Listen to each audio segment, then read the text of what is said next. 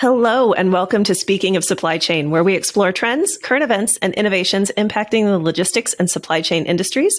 I'm your host, Ellen Wood. I am joined today by Danielle Simon and Tim Wagner from Miebach, and we are going to be talking today about supply chain risk management and a study that has just been released on the topic. And welcome, both of you, Danielle, Tim.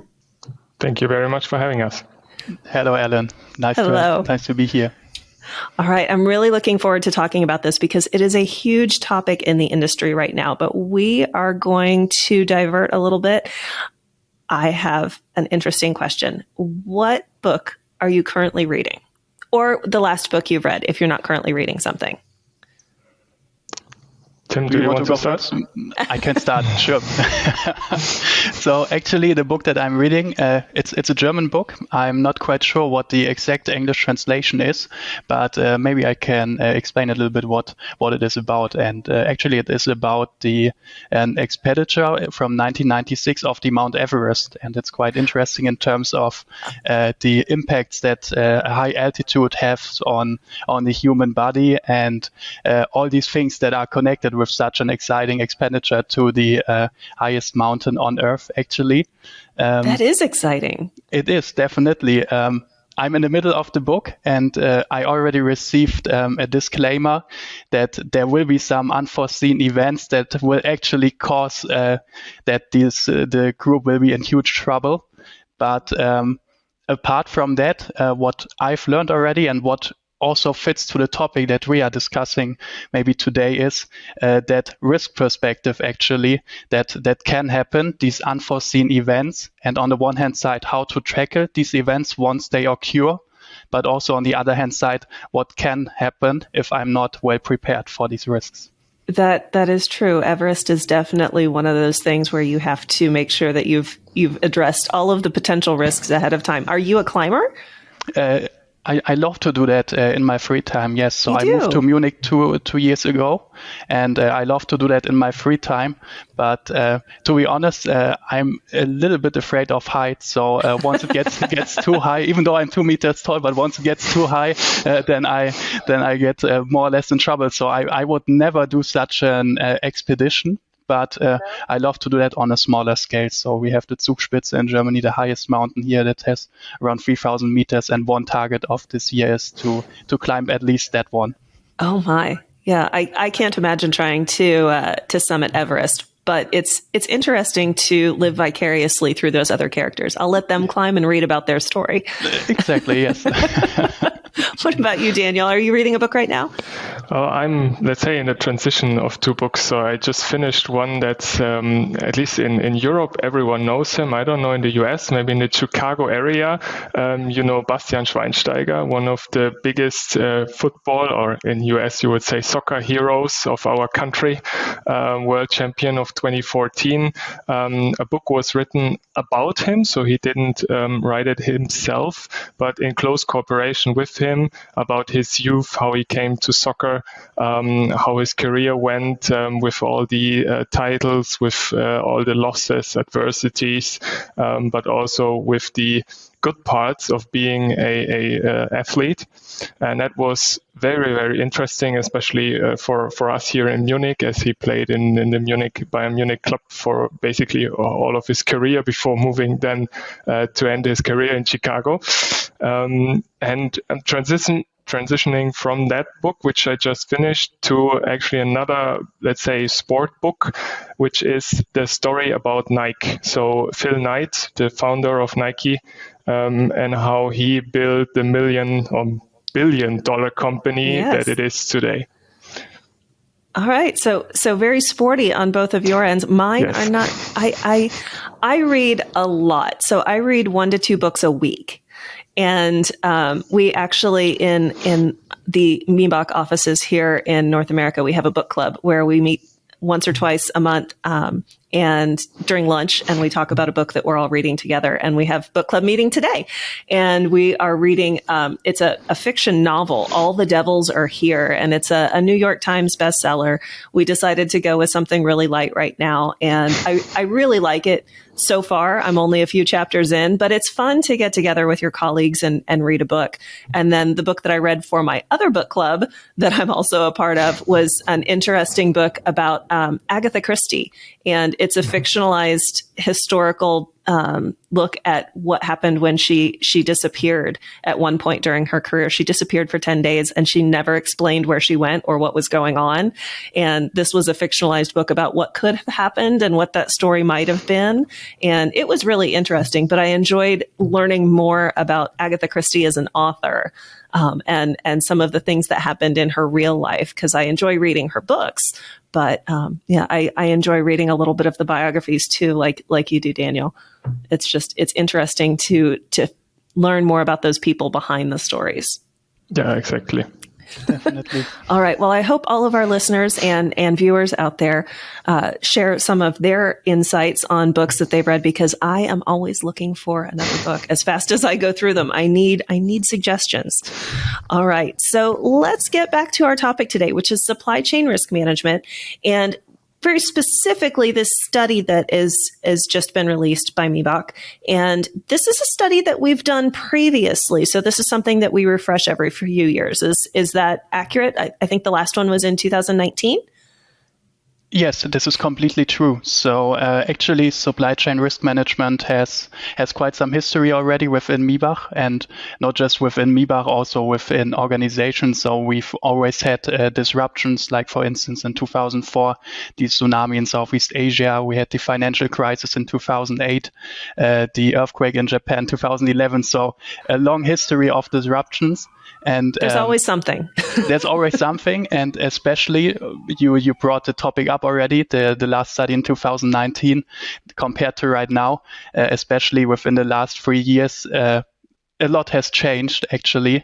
So we had, for instance, the COVID-19 pandemic with global impacts in the form of lockdowns that were ordered by state authorities all around the world and caused operations and supply chains to shut down more or less simultaneously. Then we had the Ever Given example, or we have the political tensions that are currently between the Ukraine and Russia. So there's really a very long list of different disruptions that we saw, also especially within the last 3 years. And what we also saw, that for the first time, these disruptions seem to bring more or less a shift. So before, the topic supply chain risk management was dealt with in more or less in theory. So we had a lot of publications and papers, etc., on that topic. But now for the first time, we see that there's really a public attention on that. So everybody discusses that topic. And due to that, we see that there's really this shift towards more resiliency and establishing supply chain risk management in organizations. And this is also one of the main motivations behind the study, to really investigate on that shift that is currently happening. And in these terms, also to investigate how has the risk environment now changed in particular within the last 3 years. What are the challenges that companies are facing? How well were they prepared for these risks that we just discussed, like, for instance, COVID? And in this transition towards more resiliency, what are the measures that organizations are implementing or taking in the short, mid, and long term? Yes. So I can imagine that study from 2019, I haven't gone back to read it again. I remember reading it initially, but I haven't gone back to read it. But it would be interesting to go back and read that and think, well, how does this look compared to the lens that we have now? Were we even remotely considering some of the scopes of the disruptions that have happened since then? So you mentioned COVID, obviously. I feel like we're just beating a dead horse and talking about COVID. Everything is COVID. It's all related to COVID, but it really was such a huge global disruption for everyone. There's no one that disruption did not touch in some way, shape, or form. And some of these other disruptions with the Ever Given, with the tsunami, with the political unrest in Ukraine, all of these things are affecting very far reaching, and people are paying attention to it now. As you said, they have a vested interest in understanding the repercussions of some of those, even just regional events affecting the supply chains on a global capacity. So what has changed since that report in 2019? Because I'm sure you've read it, you've looked at it. I have not. What's different? Definitely. So maybe one short disclaimer. So the topic supply chain risk management was also in 2019 of great interest. So I think one of the last questions, one of the last points that were mentioned there is that most of respondents said yes, supply chain risk management will be more relevant in the future. And this is now, this was obviously confirmed, actually. They were right. And they were definitely right. And what we see now, and this goes perfectly along with the results from the previous study, one of our first questions was, do you feel that the risk for your supply chains has increased? And over 90% of the respondents said yes, the risk has increased. So now, with the results of the study in our hand, we can also quantify that impression that most of our respondents, that they share. So we see, compared to 2019, that the number of disruptions has increased by 40%. So in 2019, the average respondent had 10, not the. Sorry, one thing to change here. I want to rephrase that sentence. So compared to the year 2019, the respondents had 40% more disruptions. So on average, they had 10 disruptions per year in 2019, and now they have 14 disruptions per company per year, which is already a very high number. That's really significant. But apart from that, the second perspective that we've analyzed within our study is that these disruptions also have more severe impacts. So what we did is that we didn't just ask for the pure number of disruptions. We also gave them the chance to rate these disruptions in different categories. So we had, for instance, the category very low risk to low, medium, severe, or even existentially threatening.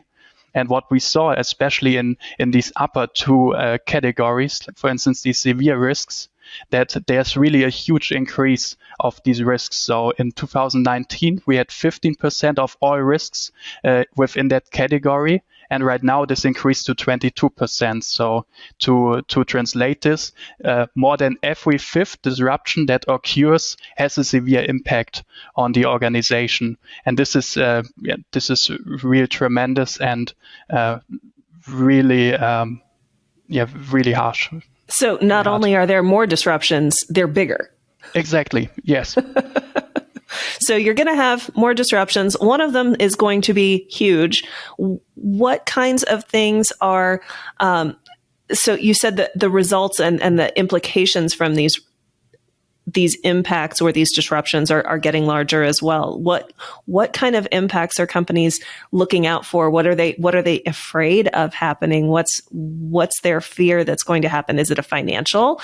Is it, are they looking at disruptions in terms of just not being able to get product where it needs to be, or are they looking at losing business? I know one thing that is it's very known right now in the U.S., and that is with Budweiser beer, and there's a huge disruption in some customer perception, and that's a huge disruption for their production, that they're not selling as much. So are some of these disruptions in terms of losing market share, or is it just not being able to serve customers in the way and fashion that they intended to?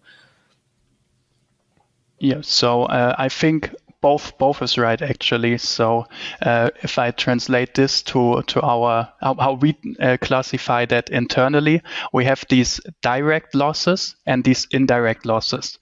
Direct losses would be, for instance, I can't deliver to my customers anymore. And for that, I have, for example, lost sales, which I can quantify perfectly. Or I have, if an earthquake hits my production facility and this facility breaks down, then I have also a financial damage. So this is what I can quantify.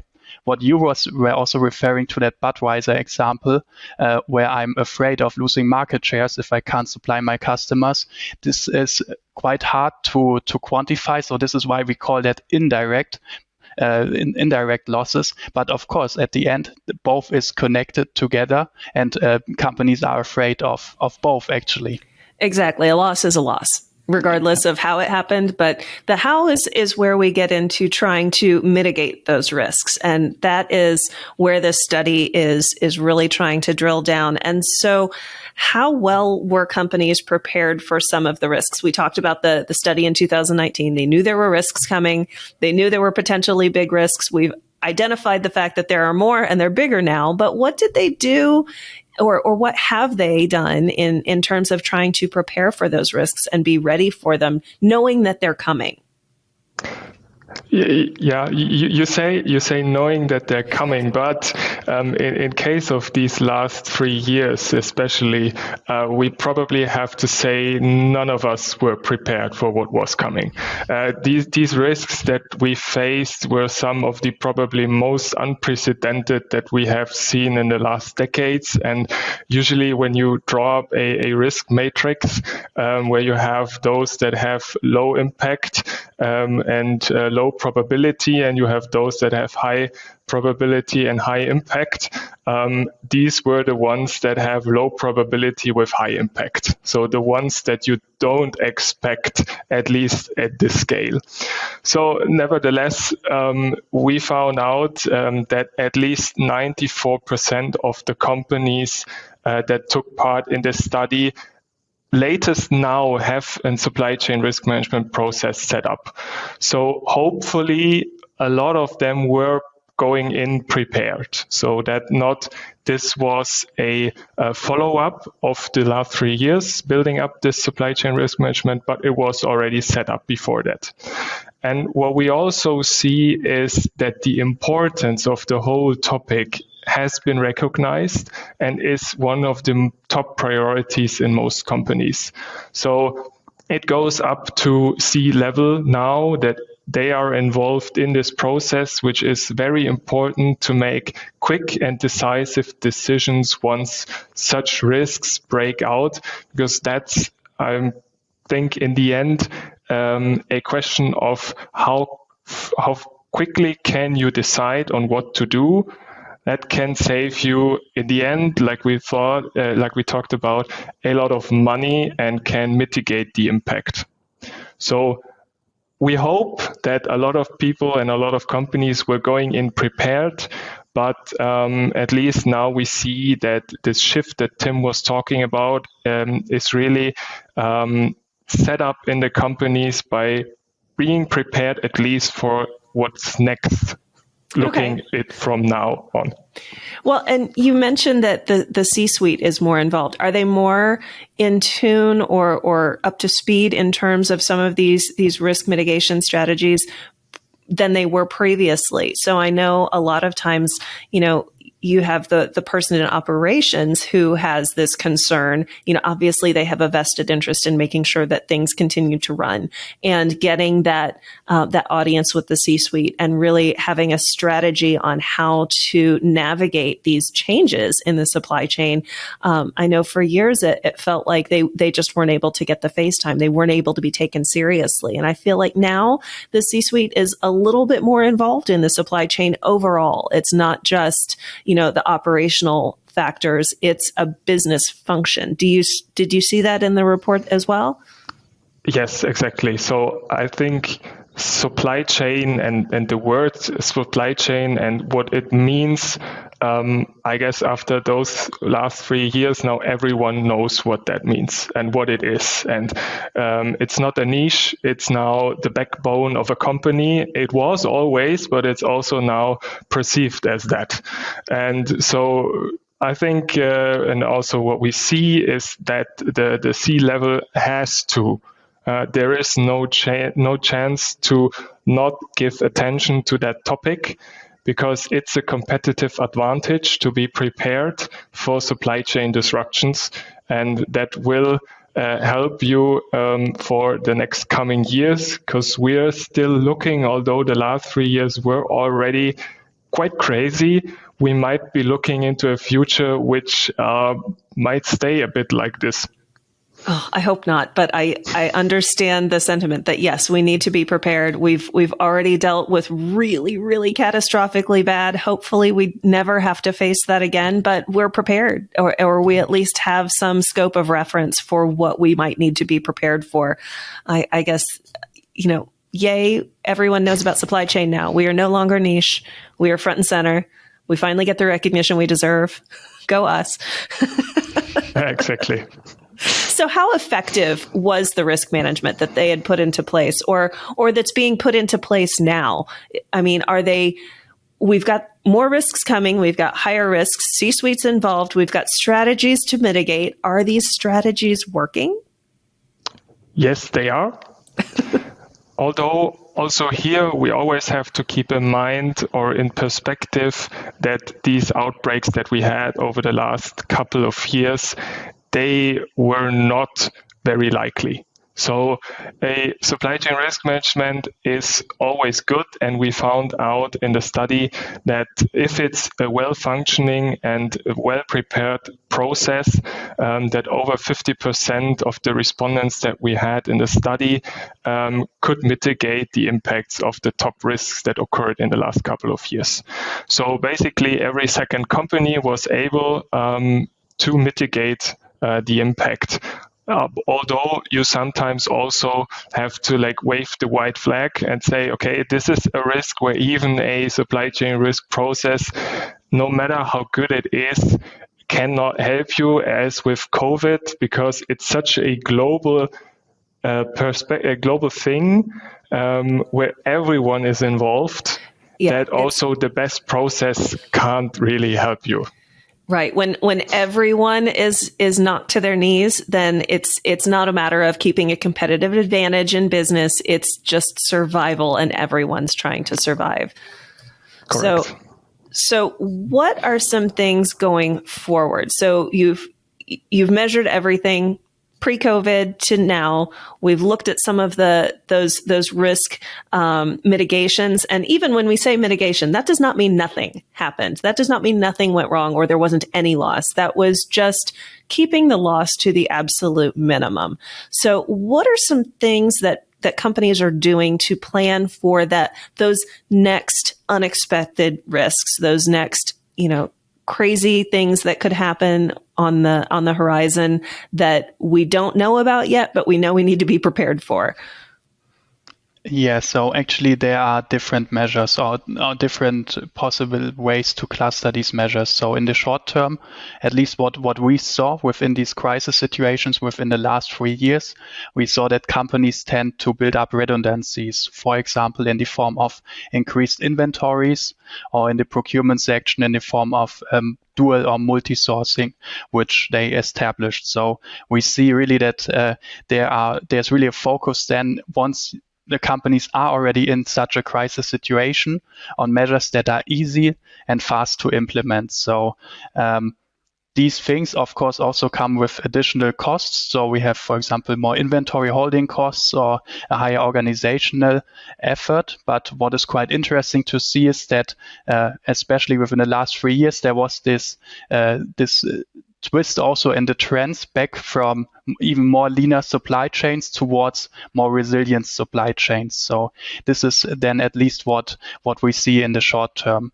For the mid and long term, there we really start to see structural changes in the supply chains. So, for example, regarding geographical risks, we see relocation or nearshoring that is planned for companies.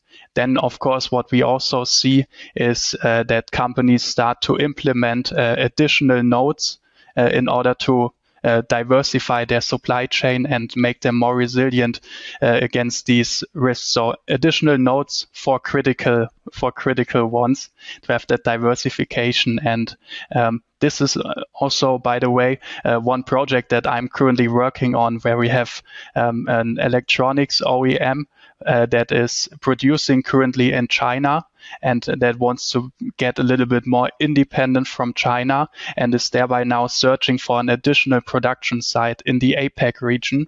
And now we are heavily discussing to set up a location, for example, in Thailand and Malaysia. So all these countries that offer a quite political stable political environment, but on the other hand side, also comparably low wages or low infrastructure costs. They are getting the new champions, so to say. So they are getting the countries that companies are looking for in order to diversify their supply chains even more. And these are really trends that we often see and often get approached by the clients and or within conversations.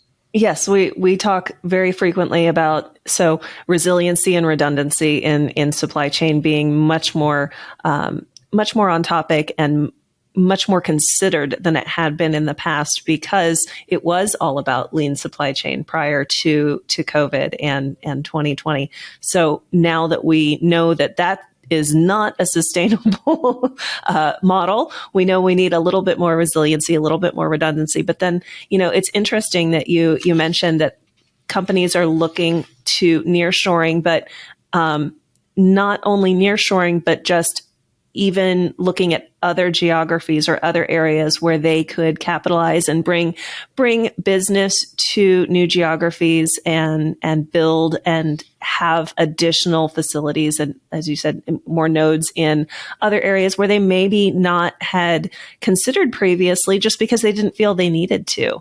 So that's great that we're bringing some additional business into some new areas.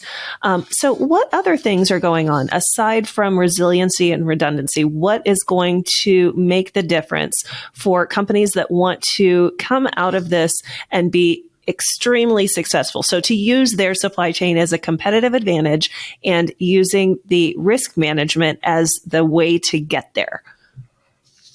Yes. So one key factor for success is actually the use of tools. So to support their already implemented supply chain risk management processes with tools, software, or even AI. So as we discussed, that risks are getting more diverse, more global, and tend to occur more often.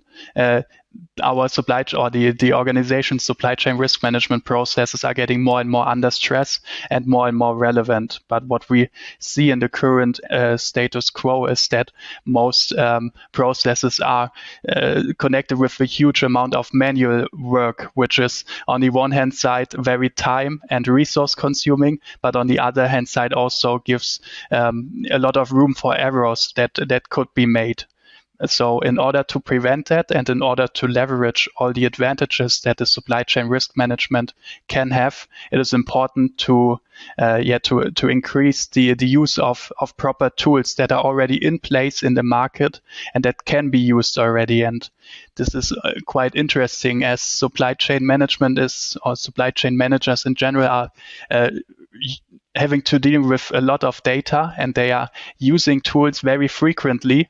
But what was interesting is that, especially when it comes to supply chain risk management, they are not doing, even though we see that tools can help to collect and analyze the data, can help to assess supply chain weaknesses or prioritize risks. So this is really a huge section where companies need to catch up. But the ones that do, they can